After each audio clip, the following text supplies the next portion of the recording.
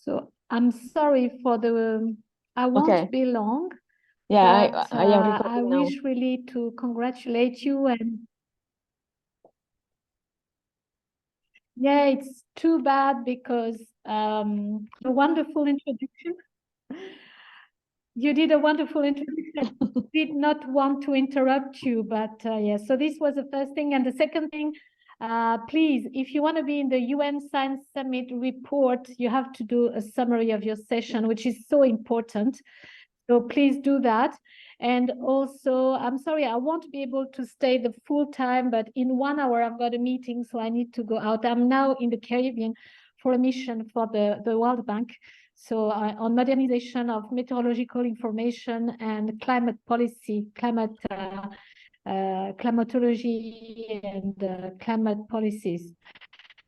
So anyways, let's start. Thank you so much again for being here. Of course, we would have loved to be in presence in New York. And I hope next year we'll be able, and I'll talk about that. Myself, I'm an engineer from background. I've got telecom master's degree, MBA, and I'm pursuing UMath as a PhD candidate to the University of Lisbon in climate change. If I understand your scope or at large is role of university or academia, right, in the issue of gender equality. So Womenvai has started the operations, even though we knew each other since a long time. We are 18 co-founders from 10 different countries around the world, and we had the chance to work together volunteer basis already for minimum 10 years before. So basically what we aim at is really gathering women and men together, scientists, engineers, technicians, on one thematic that is sustainable development with the night. Of course, this is very large. We want to have field actions. We're going to the least developed countries, to small islands, to help develop STEM, science, technology, engineering, maths with young boys and girls, because our focus also is on girls and women. And we will be at the end of October in Benin, one of the least developed countries in Africa, together with Professor Elisabetta, to enhance the entrepreneurship of women there and try and give them some tools to foster entrepreneurship, use ICT's knowledge, and of course, for their socioeconomic sectors, agriculture, tourism, education, etc., etc. So join the movement, I would say. We have now a special consultative status to the UN. It's very important. It's what we call the ECOSOP. We were granted this status 2 months ago. And we are very proud because now we can not force the door of the UN, but we are invited to be a part of the high-level summits. And of course, one will be in March in New York, the Commission on the Status of Women, 68th year that it's happening. It's happening every day, every year in March. And this year, the theme will be accelerating the achievement of gender equality and the empowerment of all women and girls by addressing poverty, strengthening institutions, and financing with a gender perspective. So what I want to say here is that obviously you have a major role. It is academia, professors, students, we have a major role, including the partners, public, private sector. And we really read and try and educate better, raising awareness, establishing inclusive policies and practices, and of course, supporting research and training the leaders of tomorrow. So what I want to say here is that with the entry point of Womenvai, that is now recognized as one of the 5,000 roughly NGOs who have the open doors at the UN, we can raise the voice and really advocate what is behind that. So I think also under the corporate social responsibilities, the universities, science being human science, humanities, or hard science, I mean STEM, science, technology, math, we can also give a voice and try and enhance development and really implement the so-called Sustainable Development Goals. So as an example, we offer some credentials in our delegations when we're going every year now. Since 3 years we're going, because we've got an accreditation to the UNFCCC, the United Nations Framework for Climate Change Convention, and this year we will have a team of 30 on site during 2 weeks, 15 one week and 15 the other week. And we have invited professors and students from the UCL, University College of London, and the EPF School of Engineers in France, with always 5 people, 4 students and 1 or 2 professors. We also have a co-founder of Womenvai, Guillaume Pahu, a man, engineer, ICT's guy, very brilliant. He's part of the Gender Advisory Board at the UNCTAD, which is basically the agency of the UN for development, for business and trade and development.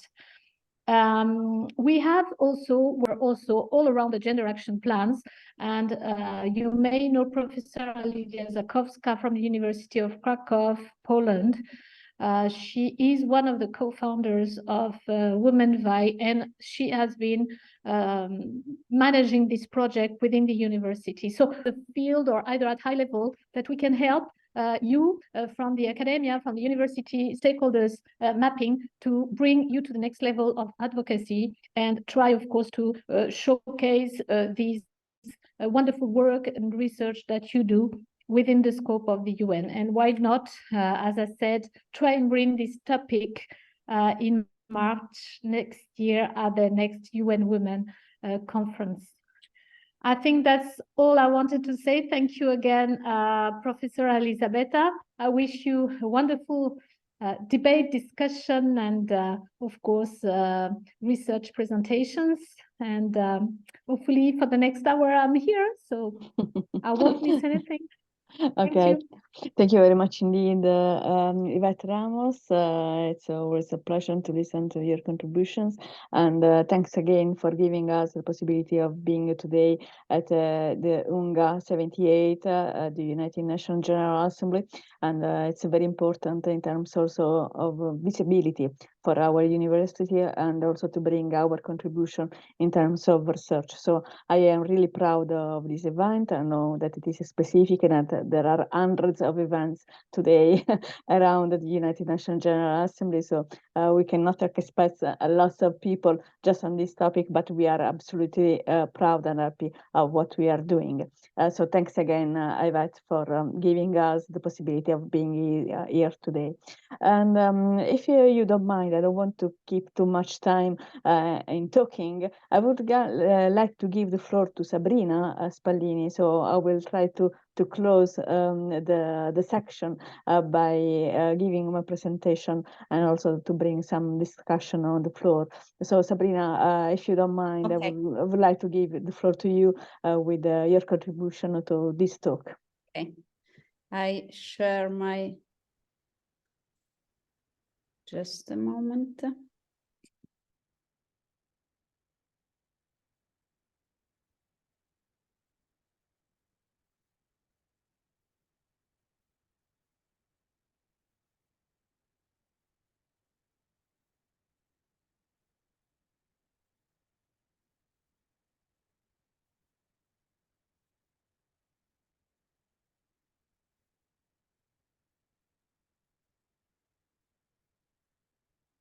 Is it okay? Can you see?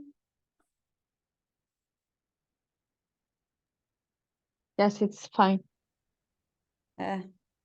Just a moment.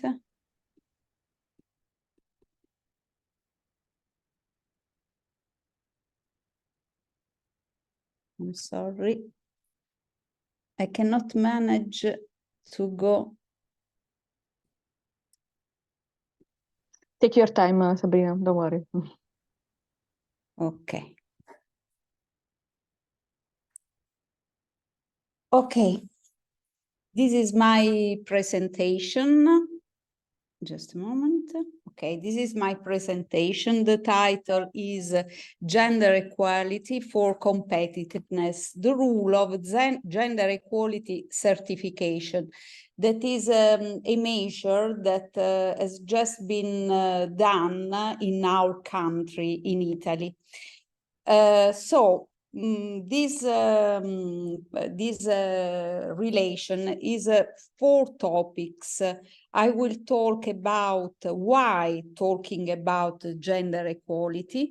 Then I want to give an international and national legal framework and for the introduction of the gender equality certification.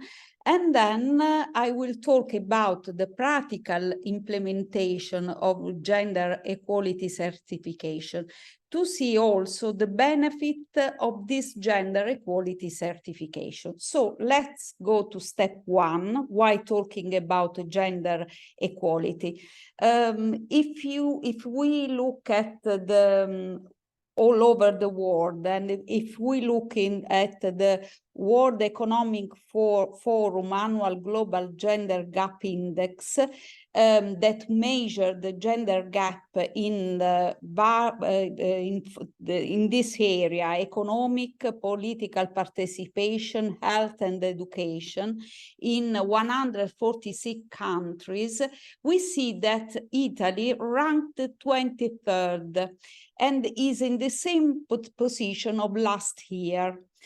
The most virtuous country in terms of gender equality are Iceland, that is followed by Finland and Norway, and also the other nation in the top 10 global index are Sweden, Ireland, and Germany. So Italy is not in the top 10, but lots of European countries are perform better than Italy. So if this is the same thing, if we look at the other composite in the index, that is the EU Gender Equality Index, Italy's score was 65 out of 100, and it's measured the gender gap in different areas like work, money, knowledge, time, power, and health.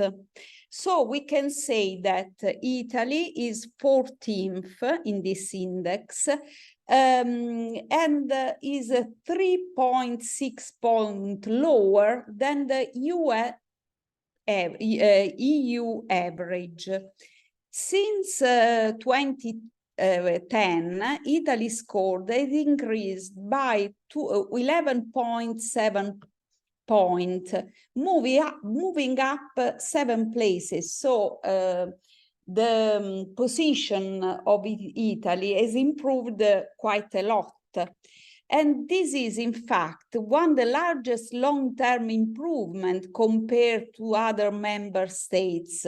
So, since also 2019, Italy's scores has increased by 1.2, so is an increase, but the position 14th is always the same. Both long-term and short-term improvement are mainly due to the better performance in the area of power. Maybe this is due from a law that imposed to all the companies to have board where female must be represented.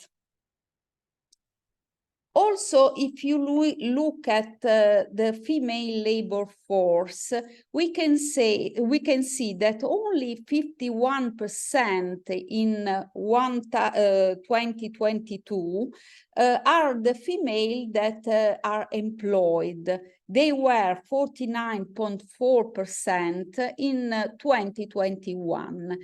And if we go look at the gender gap in employment, so we can see that women are 18% minus than male. Also, if we look at the pay gap, in the private sector, the pay for a woman is 16.5% lower than men. In the government sector, 4.1 is just a little, is quite a lot better performance than private sector. So this is why we are talking about gender gap, because gender equality is a very important driver for competitiveness. In fact, gender equality is a driver of economic growth and development, as the distribution of talent and skills is equal between men and women. The full utilization of female talent becomes a key element in generating economic growth. Also, women's labor directly contributes to the formation of GDP, and the generation of economic growth, as mentioned by several international organizations like the International Monetary Fund, that estimate that the number of women working, if the number of women working were equal to that of men, Italian GDP would increase by 11%. That is quite a lot. Finally, women's participation in economic life and economic and political decision-making entails a broadening of perspective that is essential for driving innovation and performance. Also, recent literature suggests that more inclusive companies are able to create more value. Now we go to step 2. We consider the international and national legal framework, and because we want to introduce the gender equality certification. Of course, we have to talk about Agenda 2030, because gender equity is essential for sustainability. In fact, among the 17 Sustainable Development Goals, Goal 5 aims achieving gender equality and empowerment for all women and girls. Gender inequality is one of the biggest obstacles to sustainable development, economic growth, and poverty reduction. This is the international position, but also the EU strategy goals 2025. The goals are: end gender-based violence, tackle gender stereotypes, close gender gaps in the labor market, achieve equal participation in all sectors of the economy, close the gender pay and pension gap, close the gender gap in care, and then achieve gender balance in decision-making and policies. So, from EU dimension, we go to Italian national dimension. The Italian strategy, that is PNRR, Piano Nazionale di Ripresa e Resilienza, is the national strategy. In the PNRR, there is the national strategy for gender equality 2021-2026, that is adopted in coherence with EU strategy, and it is based on a long-term vision. It is part of as I said before, is a part of the intervention of National Recovery and Resilience Plan, that is Piano Nazionale di Ripresa e Resilienza, that is founded by the EU Next Generation Program, which is a strong gender mainstreaming focus. Women's empowerment and fight against gender discrimination are not entrusted, as in the PNRR, to individual intervention, but are cross-cutting objectives of all 6 missions in which it develops its objectives. What are the PNRR goals? The project included in the PNRR aim to strengthen women's economic and social empowerment and promoting STEM subject. This is education and research, what Yvette said before, and establishing a national system for certifying gender equality, creating women's businesses. This is more close to this discussion. Mission 5, inclusion and cohesion. So, PNR action, the National Strategy for Gender Equality, is divided in 5 priorities: labor, income, skills, time, and power. The overall goal is to enable Italy to gain 5 points in the Gender Equality Index ranking that we considered before. So by taking, because we said that Italy is 14th, so in this way, Italy could taking the top 10 position as compared to the 4th position currently occupied. So we can come from gender equity and business. To achieve a true paradigm shift, it is necessary to integrate the principle of gender equality and respect for diversity into corporate goals, and therefore is necessary for organization to equip themselves with appropriate tools to focus attention and set precise target for each stage of woman career within the organization, measure progress in a clear and standardized way, that is gender equality certification, and certify achievement through qualified and transparent process. So the objective of gender equality is therefore an inescapable business objective, and certification is the most appropriate means of achieving it.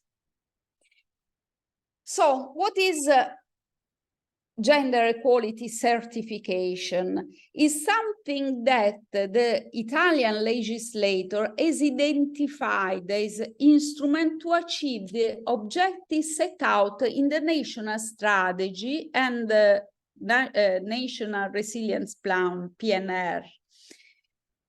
So we consider Law 162 of 2021 that introduced the gender equality certification, that is an innovative tool that allows companies that choose to be certified, because we will see that is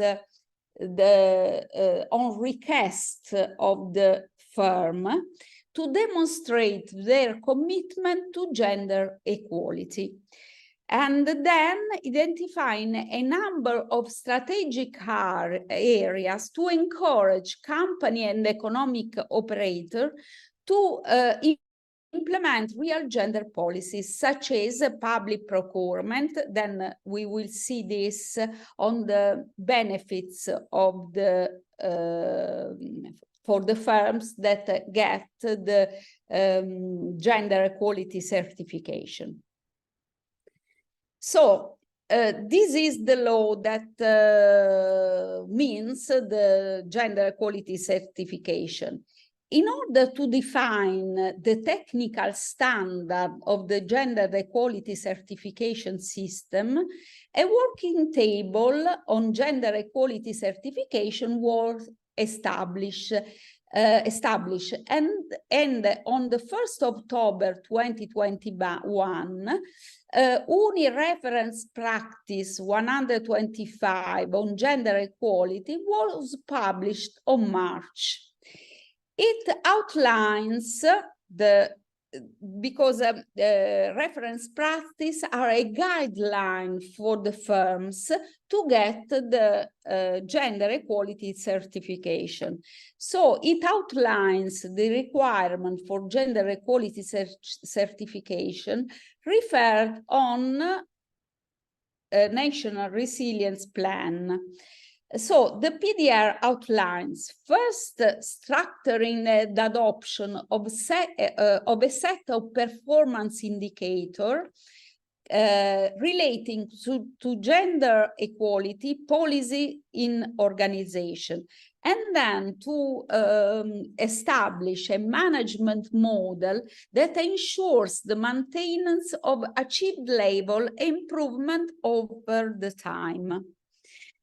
So after the guideline, that is PDR 125, decree on the 29th of April, a decree of Bonetti, that is a minister of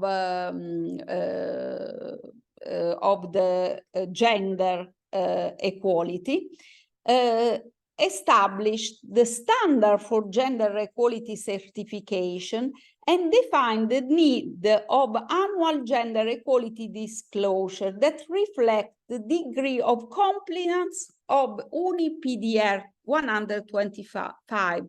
So the law, Italian law, gets to refer for firms to GDR 125.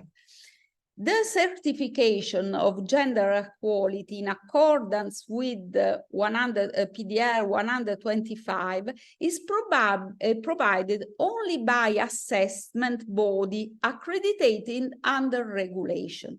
So we can say that certification is voluntary and at the request of the company. Then certification is carried out by accredited certification bodies operating in accordance with PDR 125.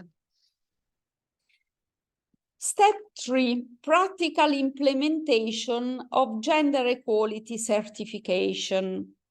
So we have considered the international, national framework of the gender equality certification. Now we consider how can the firm get the gender equality certification.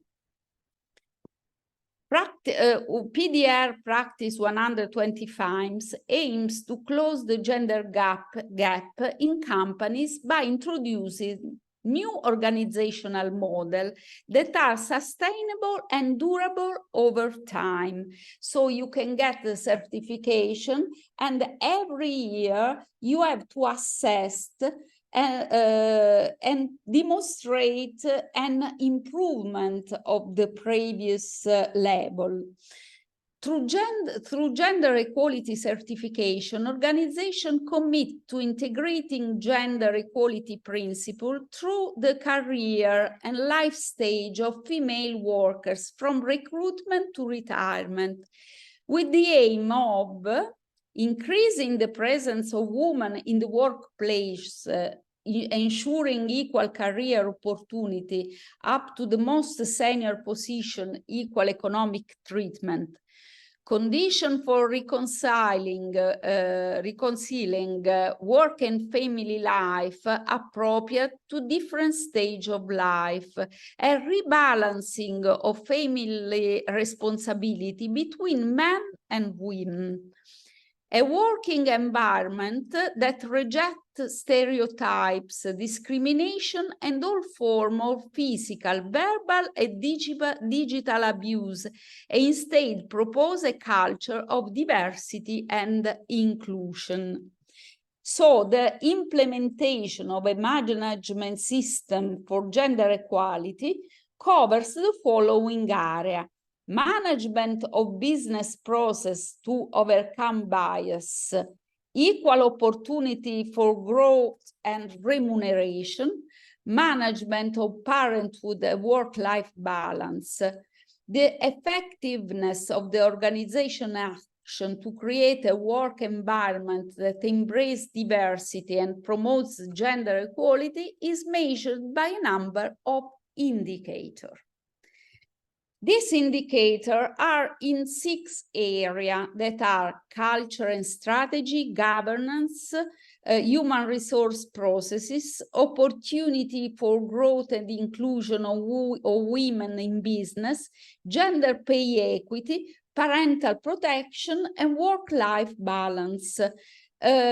All the areas have not the same weight. They go from 10% of human resource processes to 20% of the last 3: opportunities, gender pay equity, and parental protection. Let's talk just briefly about the key performance indicator. The indicator must be actionable, relevant, comparable, and capable to drive change and representing the continuous improvement implemented by organization. The nature, they can be qualitative, that measure in terms of presence or absence.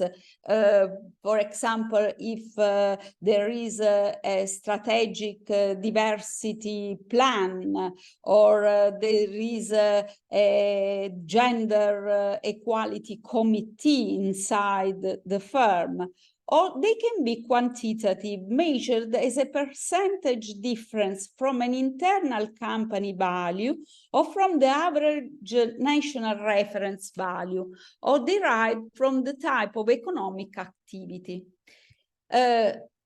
These are the area that for cultural strategies, I have 7 key performance indicators, governance 5, so 6, the number of indicators are different. In total, they are 33. It's not necessary to get the maximum level of 100% for all the indicator, because it's enough 60% to obtain certification. Then not all the firms must to apply to all the indicator. For example, indicators are applied differently on the basis of the organization side. In fact, only organizations in group 3 and 4 that are medium and large firms have to apply all the indicator. The cluster 1 and 2 that are for micro and small firms, they must apply, there are simplification, they must apply maybe 50% of the indicator. So this is briefly the guideline for the certification. Now we have to consider how the national government incentive the firms to use the certification. The law established that there are grants up to 12,500 $2,500 per company to accredited certificated bodies. So this is for the bodies, they have to accreditate the firms. And also $2,500 for company to cover the cost of certification.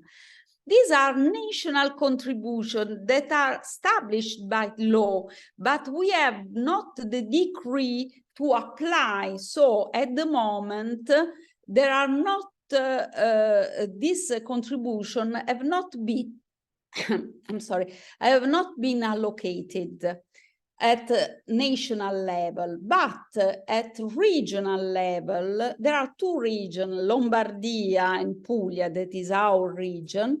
For example, for region of Lombardia, the contribution is limited to a maximum of 80% of the total expenditure in card. And there are the cluster always for micro, small, medium, and large firms, and they have different amount for consultancy service voucher that are the services before the request of certification, and then a contribution after to obtain the certification. Nearly the amount are the same for Puglia. As you see before, the call is for Lombardia is from the 1st of February 2023 and ends in December 2023. In Puglia, it started just a week before, now it's not a week, is the 4th September. And it will be opened until March 2024. The result of this call, regional call, to incentivize the firms to get the certification. In Lombardy, regional announcement opened in February, and already 80 companies have passed the selection process and received incentives to carry out the certification process. In Puglia, the announcement was launched, it's not a week, 20 days ago, and more than 100 companies have already applied for the grant.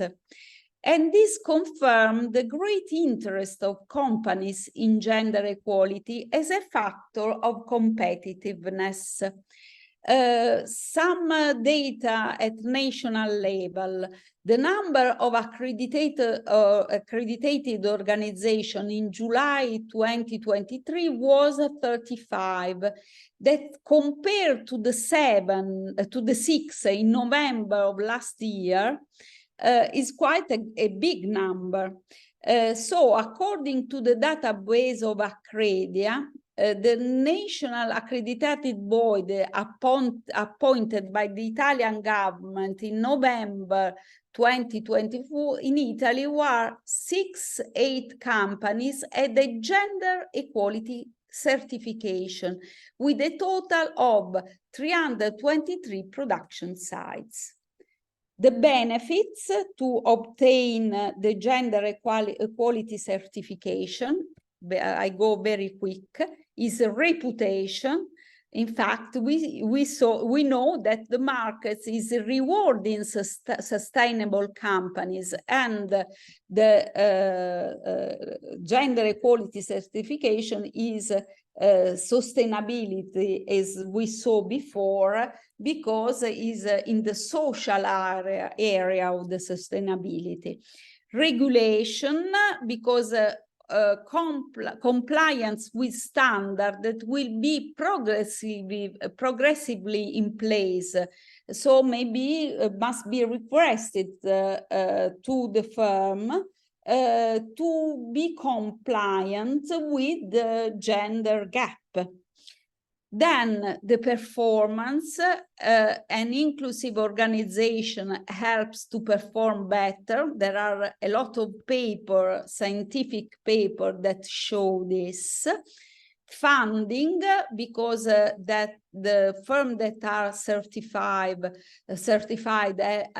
have priorities in public and private funding, and tenders, because they are in the public tenders there are often rewards in public tender evaluation. And then tax reduction. Now, maybe in the future will be more expanded the tax reduction, but now there is an exemption from paying total employer social security contribution, but not exceeding 1% of the total amount, and up to 50,000 per year for each company. Is not too much, but is something.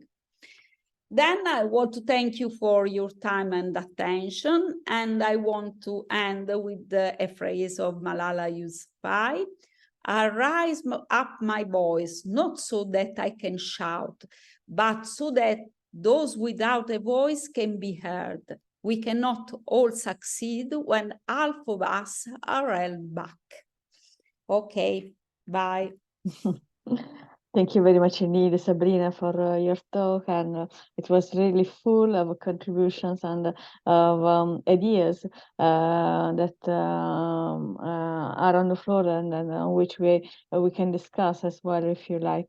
And I was really impressed, especially on the contribution of women in terms of the increase on GDP, as you said. If women were involved in the labor force more than men, and this increase was quantified in the 50% increase, and it's huge. I mean, it's more than what we can do with appropriate implementation policies, economic policies by our government at every level. So it's really impressive, the contribution that you gave. And also was really appreciating also benefits for getting the accreditation and the certificate in particular, because generally there is a thought that it is not a good thing. It's a waste of time, it's a waste of money, but I think that probably this is a good example for Italian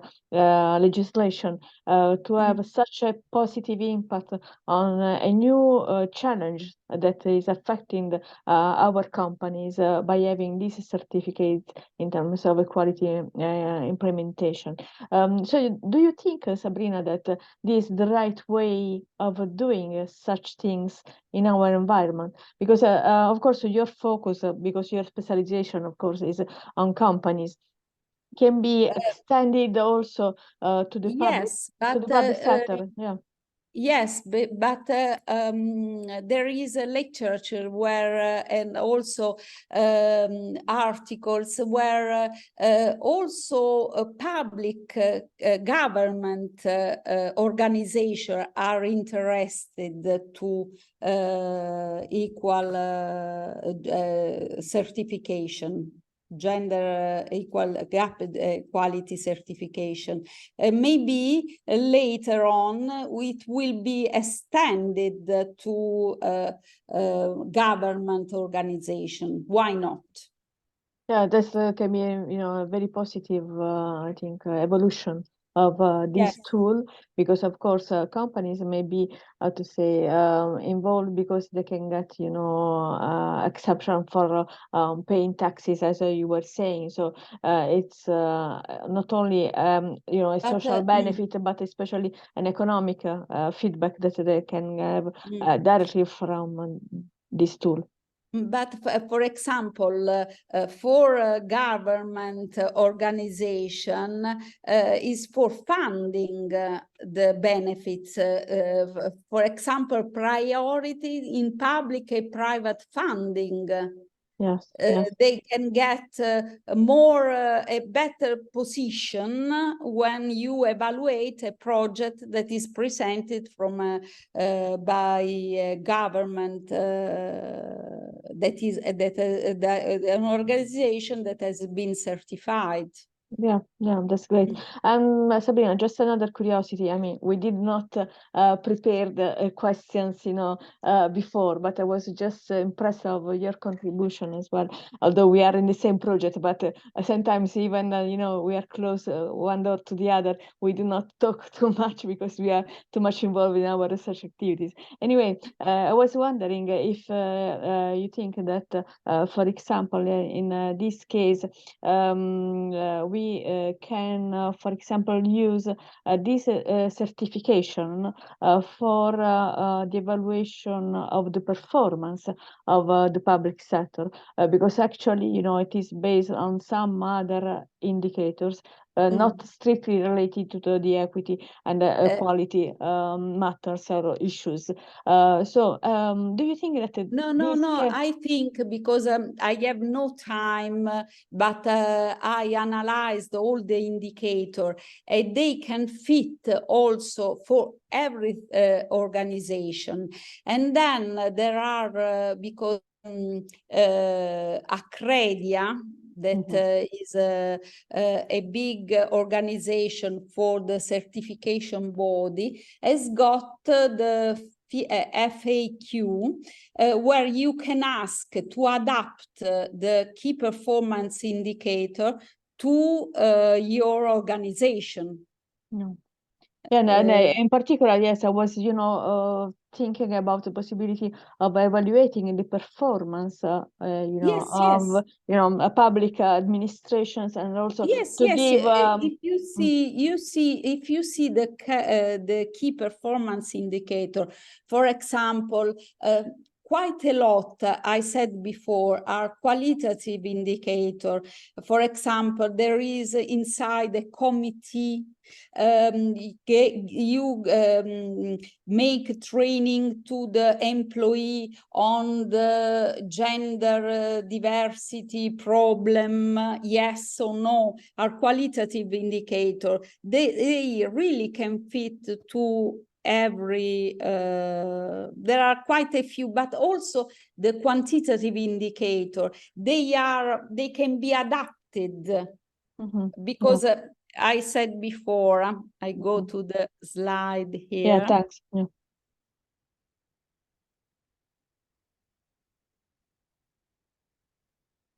Yeah.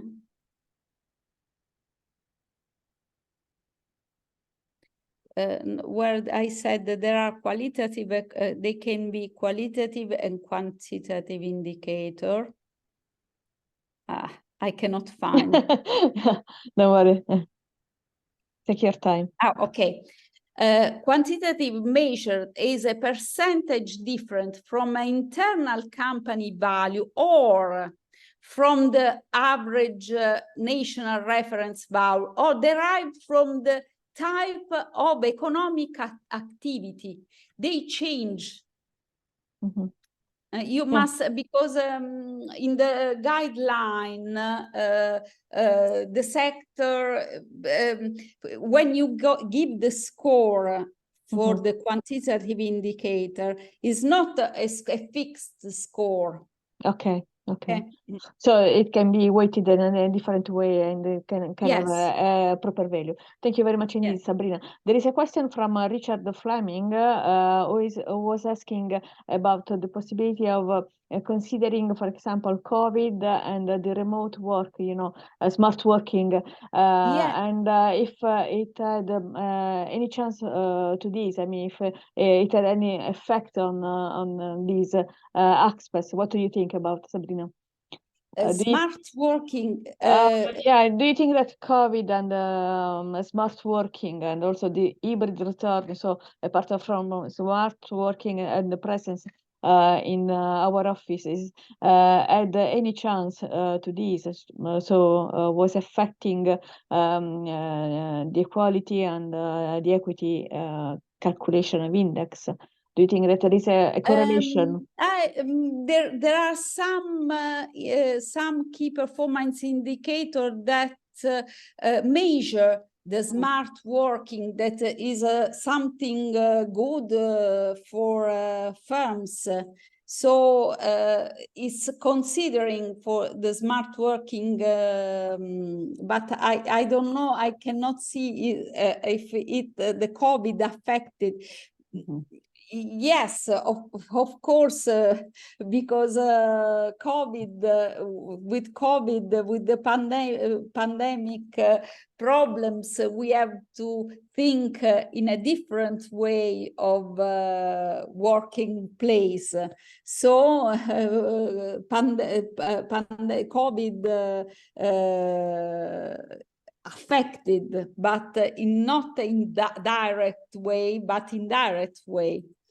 Okay. It was an accelerator of some of these problems. Yes, thank you, Sabrina. I think that I thank you, Richard, also for posing this question. And I think that, you know, it is a transversal effect, because men and women were both affected by, you know, this choice. I mean, we had to stay at home anyway, and regardless, you know, the gender issues. But in a certain way, by recovering this pandemic situation, probably, but it is only a perception. I am not absolutely sure about this. Women were more affected by this situation than men. And if I mean, at least in Italy, the legislation was giving the possibility for certain categories to choose if continue with the smart working or to be in presence. And probably women were more affected by this choice than men, who wanted to go back in their own office, on contrary of women who, as we know, are involved in some other activities apart from working. Unfortunately, the difference is still there, and Italy is in a certain way a bad example about inequality with regard to how activities apart from working are spread between women and men. So Richard, I don't know if we really answered your question, and if it is okay for you. Okay. Thanks a lot for your contribution as well. Sabrina, I would like to thank you for your contribution, and it was really rich of thoughts, and I hope that we can continue and we can conclude our research projects, and also we can bring further results in some other summits, maybe the United Nations as well, or in some other environments. Thanks a lot, Sabrina, for your contribution. Thank you. And I would like to ask Domenico Viola if he's with us, and I would like to contribute to this talk. Domenico? Thank you, Elisabetta. I will be brief. Okay. As you like. Okay, thank you. Nowadays, we always show my slide. Just a moment.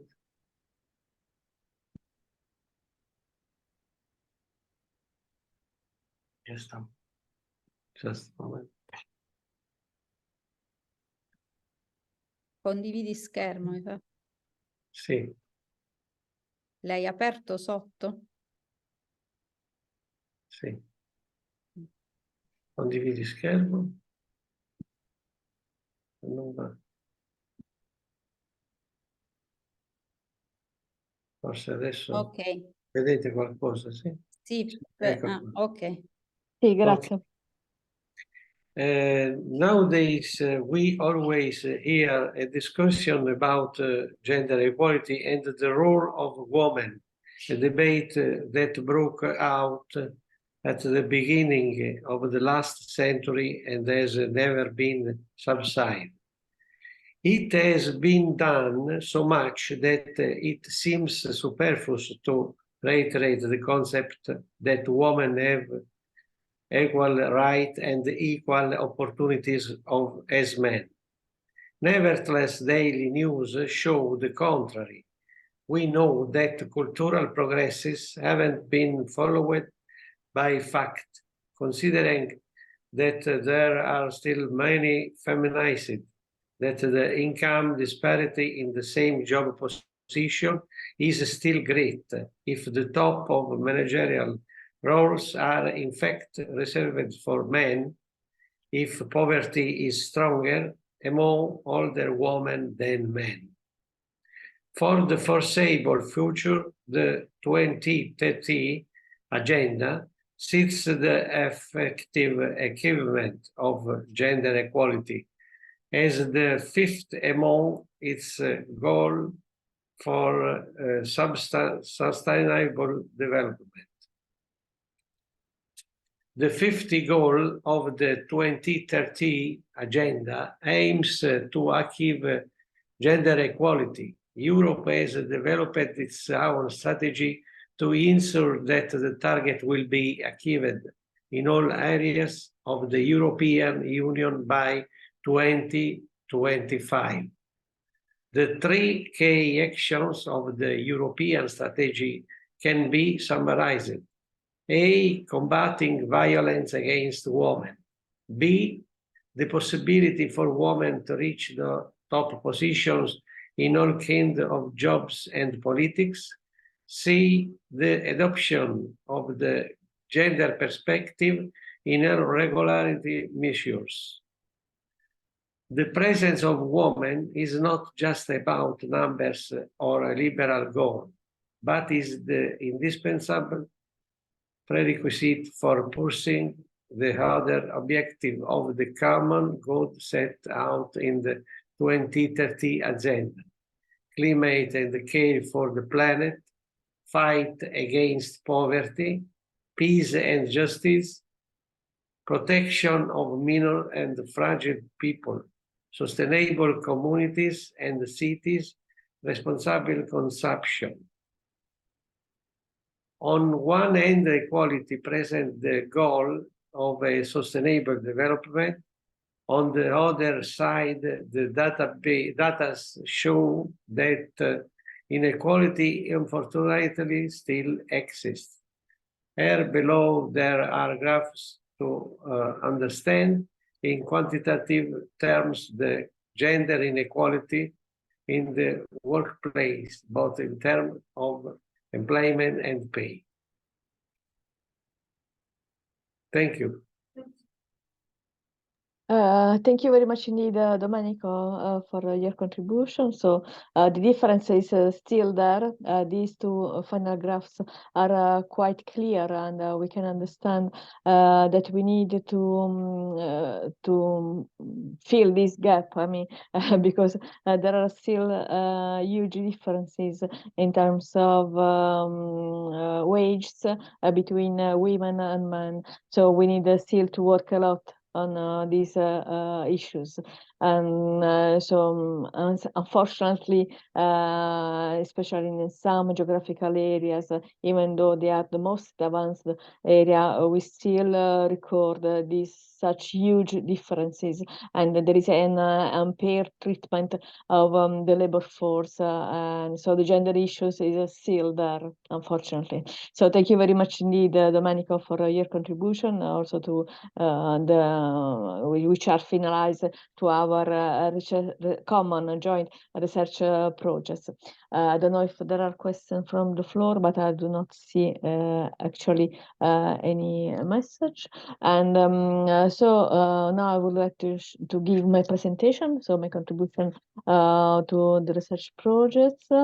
And the talk will be mainly on sustainable mobility and gender issues. And I don't know if you can see my slides. Are they okay? Okay. There are some starting point. There is a starting point from which we deliver the contribution. In particular, the first element that we need to consider is that the world population is aging. This is one axis on which we need to think about, because these will affect also the mobility issues and the gender issues as well. There are also some very important challenges which are affecting the health and the social systems, and these are strictly related to the demographic change that we are incurring. So these are some structural information on the basis of which we need to build our policies when we want to consider the population elements and also the diversification of the structure in consideration to these new elements. And also mobility is closely linked to the personal independence, well-being, and the quality of life. This is another aspect that we need to consider when we study the mobility environment. And we can pose some questions, for example, how the mobility needs of an aging society can be addressed, but about women in particular, because they have a very important role in our society. So we need to study their behavior and what is their role in our society. And some other questions are related to how future policies can better respond to the mobility needs, in particular with regard to the aging population, and in particular related to women, and also how these policies can be delivered, because they have emerged in our research as a major concerns for transport planners, operators, and decision makers. So we need to consider all these aspects. I am not going to deal in deep with all these aspects, but we need to consider some of them. So firstly, we can consider what is the world situation. And as I said, the first starting point is just related to the aging worldwide population, and Europe in particular as the largest elderly population. And so we need to consider these aspects, which is really very important for drawing our policies, which are strictly related to the population environment, and in particular by considering the burden of women in comparison with men, as we will show later on. So Europe is a crucial area where we need to work on this. And also the other picture, which is on the right side of this graph, show the percentage of population aged 60 years over, and which is the perspective for 2050. And as you can see, there will be a further burden of the aging population. So this is a social matter that we need to consider in our policies. Also, with regard to the future perspectives, we need to consider also the population of people aged 65 and above, which is rising in every country, and will continue to do so even in the future. So in this case, by elaborating some information, we can reach some indication till 2100, and we can see as for example, Albania will have a 50% of aging population, which is a really huge burden on the total population structure. Of course, this is not only a focus on the population issues, but all the services which are related to the structure of population. So the public services that we are providing in terms of health services, transport services, and pensions, and so on. So we need to reconsider the presence of elderly in our population structure. And with particular regard to the contribution of the literature, we may say that mobility in particular is an important element which is affecting the quality of life of each of us. And it is also important to focus on the challenges for women and to be mobile, which are greater than those for men as their age increases. So there are some recent conclusions on this. So we need to consider which is which are the choices of women in comparison with men. And we need to say also that there are many studies that have focused also on mobility patterns of older adults, and there are some but a few studies that have addressed gender differences in their mobility patterns. But in this case, we are just with our project, we are trying to contribute furtherly on these aspects by considering the mobility pattern with regard to population structure. So not only the age, but also the gender issues. This is a representation of what will be the future and what is has been the past of the demography of the world population from 1950 till to 2100, and considering the structure of the population by considering the gender issues. And as we can see, even though there are just few differences, in particular between men and women, we can see that there will be a higher increase in the burden of women in the structure of a population than men till the end of this perspective environment. An example that we can give in terms of, for example, the elderly travel purpose, and which may affect the request of public services, is given by this representation in terms of picture. And so we can calculate which are the choices that elderly are presenting in terms of request of public transport services, and the 48% are requesting services for reaching their accommodation. So it's a systematic demand, and this is a good information, because that means that it is very easily forecastable, and so we can appropriately allocate services in order to satisfy this part of the demand. And there are some other issues, like, for example, the other purpose, the 21%, is represented by the shops motivation, which is also a very large number, considering the purposes of these movements and the transport demand. So we need to focus on these aspects in order to provide the services, and so the transport supply, by considering the requests which are coming from elderly, and then considering the scope of their necessity. Another indication, which is coming from the consideration of older adults outdoor mobility, is represented by this figure. And we can also consider the role, for example, of autonomous vehicles. This is a novel for the transport supply. And of course, there are some concerns, and there are some opportunities that are considered by this older adults population mobility.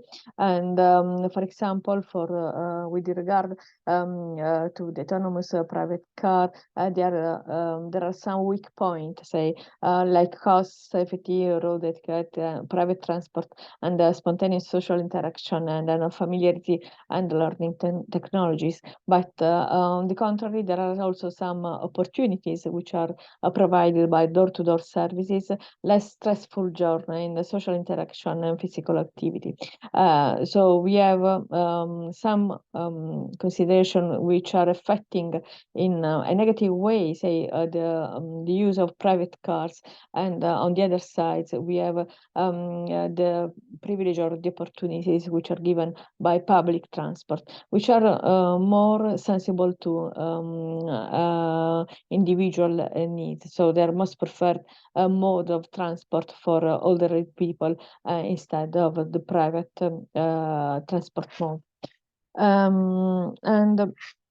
Another way of considering transport mobility needs for the aging society from a policy perspective is given by this slide, where we consider transport provision for aging society, and we consider some aspects which are related to transport safety, housing and transport availability, and transport accessibility, and transport affordability. And in this case, some of the drivers which are pushing these requests are related to well-being, social inclusion, health, independence, equity, convenience, and comfort. So this is a framework that we should bear in mind when we want to draw the future of the public transport provision by considering the aging society population. And with regard to infrastructures, we need to consider that for the elderly, public transport and working as the primary transport modes, it is not always suitable. So people would like to have private services because they have a reduction in their mobility and also a reduction in their independence.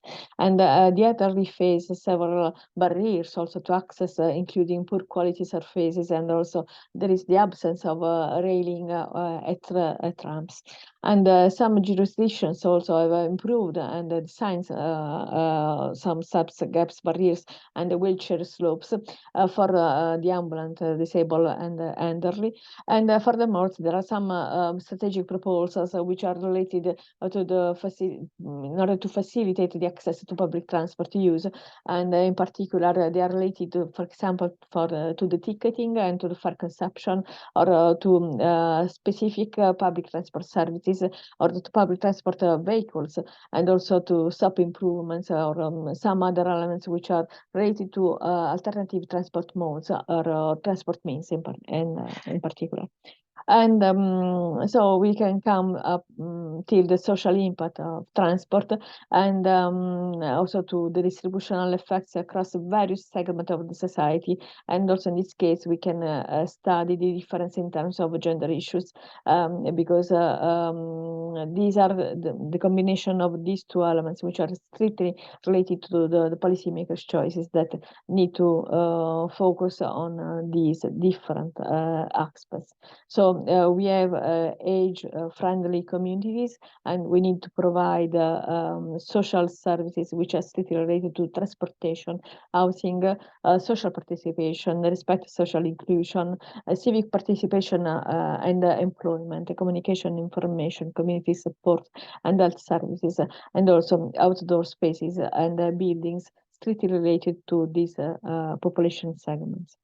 Again, with a particular regard to the impact of these social distributive effects, we need to focus on the importance of these elements when we want to draw the new transport policies. In particular, we need to focus on the issues that cut across a number of different disciplines, and there are also some institutional barriers that we need to cut and to improve. And also there are some impact that are not readable, quantifiable, and the way that environmental and economic impacts are. So that's making them more difficult to be assessed and to be integrated in transport policy. And also we have some assigned low priority in some geographical areas, and so there is also the lack of a financial and political to say attention, with particular to regard to the socially inclusive transport projects. This can be expected to continue in the light of the current political and economic climates for many countries.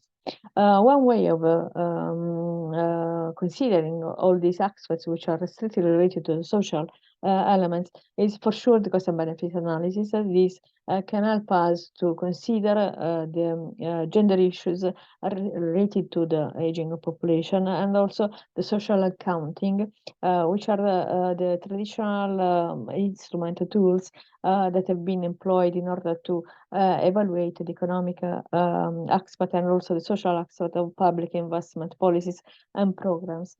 In this case, the social return on investment is also an indicator which can help us to consider the social impact of such investment, in particular in the transport sector. So if we want to calculate an indicator which can measure the effect in social terms of providing infrastructure, endowments, or services for the aging population, in particular focus on women, we can calculate this indicator indicator, which can help us to use the financial indicators as a proxies and that can be converted using some correction multiplier, and so to calculate the social returns in monetary value. We all know that it is not a very easy thing to calculate the social elements, because they are mainly qualitative elements and they are not strictly quantitative, but we can apply some efforts for doing this in order to get some monetary values related to the social aspects. If we want to be very operative, if we want to consider how to calculate the social return on investment, we need to consider 6 main activities for this estimation. So we need to start by establishing the scope and then to identify the key stakeholders. We need to involve them, and also the European Commission is pushing us by considering the public involvement of stakeholders, of those who have the interest in being involved in such drawing of policies. We need to map the outcomes, and outcomes also can give evidence of the results or the possible solution, and also to evaluate the implementation of such policies. And we need to establish also which is the impact of the implementation of such policies. We can calculate then the social return on investment, and then we can draw our analysis by bringing the results in a report. So this is the structure on how we can calculate the social aspects related to the gender issues and to the population structure, as I said, characterized by the aging of the population. Of course, it is we can have some problem in calculating the social return on investments, in particular with regard to transport services and transport infrastructure involvement.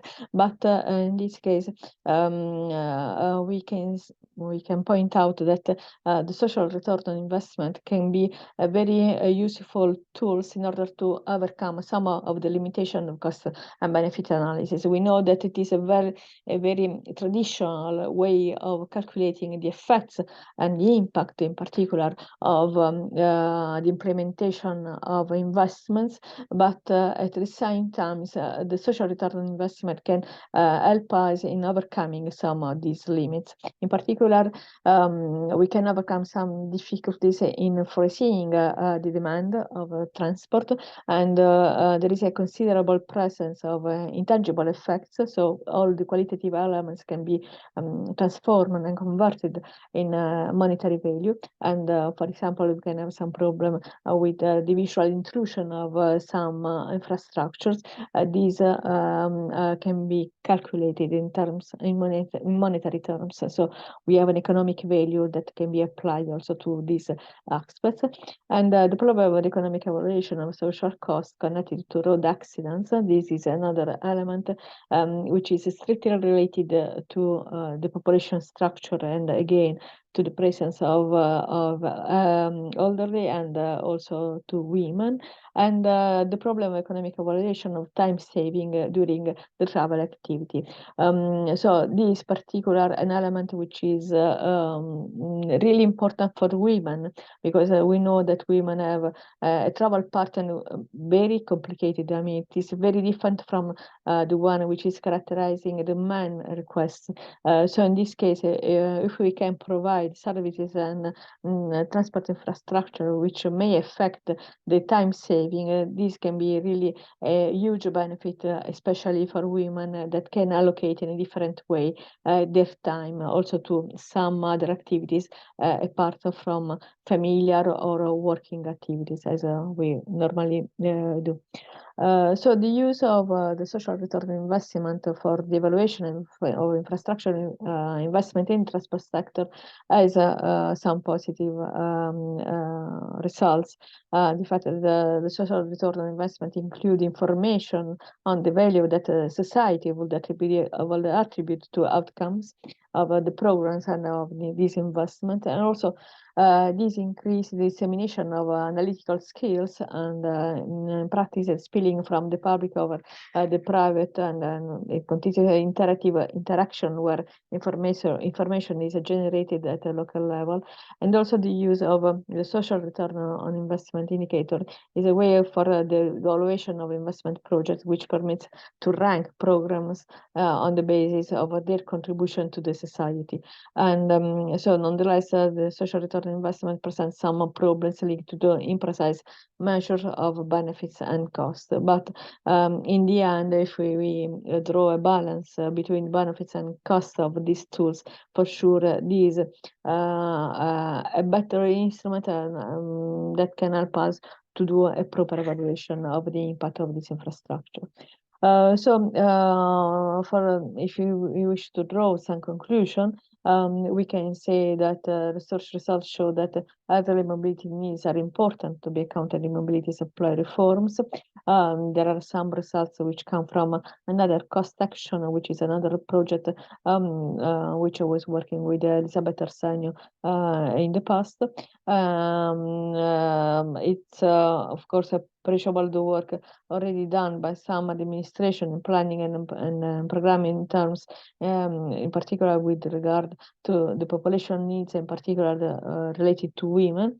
And there are also some indication on how the economic operators and stakeholders want to provide these services, and also how they can want to take some decision, in particular by drawing policymakers policies.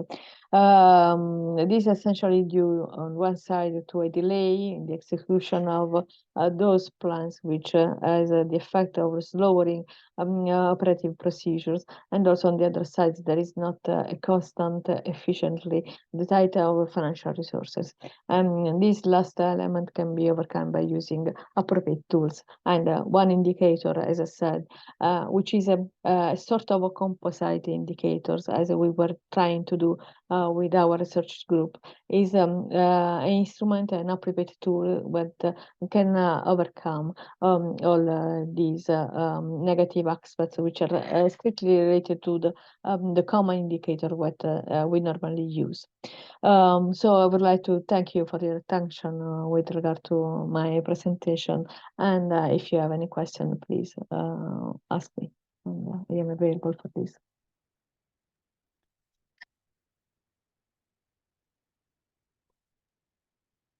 Elisabeth, I have a question for you. Yeah, thank you. We saw that there are too many ways to measure something, and maybe scientific. Every method has a scientific base, but if you evaluate the same event, you have different values. So do you think that could be better, for, especially when you evaluate something that is a public value, to have some guideline to evaluate? Just a question. Yes, maybe, yeah. And if do you think, or there are some guideline, or also is the literature that guides you to choose one method or the other? Thank you, Sabrina, for this question. It's a huge and complex issue, which is on our table in terms of, looking for the best solutions that we can apply, in an operative way. Of course, I mean, for cost and benefit analysis, as I am sure that there are guidelines that have been drawn by the European Commission. So member states are just applying those guidelines because, we normally use public funds, so we need need to compare our projects with the others that have been implemented elsewhere in order to have an efficient allocation of resources. So no way, I mean, we have the guidelines, but if we want to reach, the equity or the equitable issues, and we want to overcome some of the problems by implementing services or by implementing new investments infrastructure. I have to say that in this sense there is a lack of guidelines, and in particular what I was mentioning when I was saying that with Elisabetta Arsenio we were working on the new guidelines for considering the equity issues in the evaluation process of supporting some decisions related to the investments provision. I was just mentioning to that must because be always the same method. Yes. Otherwise, it cannot be up to the evaluator. Yeah, it is. You are absolutely correct, Sabrina, because on this we need to provide, to say, a fair field for the evaluators who are going to evaluate these elements. And there is a huge gap in this sense, because there are not official guidelines. We reached the outcome with the cost action, which was financed by the European Commission, by providing the guidelines for the implementation of some concepts related to the equity issues and some others that you mentioned in particular in your presentation. But I have to say that in real terms, these guidelines are not applied till the end, because it's very complex. It's another step that, for example, public administration has to tick, because they need to apply new methodologies, and this can hamper the fastness of the procedures, and so it may be very difficult for them to calculate. So it's more up to evaluators to apply these methodologies. So it's up to us to give some indication on how we can evaluate in a better way the investment provision, and also to justify some choices instead of others. And so the alternatives in terms of the selection of investments, which may favor, in this case, women, or the needs to satisfy the needs of elderly people. There is one. There are some. Will you receiving the recording? Yes. Okay, Sharon. Yes. The registration of the recording of this session will be available. Unfortunately, I started late with the recording of the session because I forgot to do that, and Yvette was pushing me to do that. So for sure, it will be available. And Vincenza is also thanking us for this presentation. I was wondering if you can also the economic impact on the mother taking care of kids with disabilities, such as difficult. Thank you, Vincenza, for this question. Yes, it is possible to evaluate in economic terms the impact of mother taking care of kids with disabilities, because you can do that, for example, by considering the value of time that parents, not only of course mother, but there are also father involvement, allocate their time for such activities. So one way straightforward to do this is to evaluate the time allocation, and so it's an opportunity cost, if you want, in economic terms, because you can allocate your time in different activities, even though sometimes you are forced to do that. So it's a way of giving value, so to quantify in economic terms the time allocated for caring people who are in need.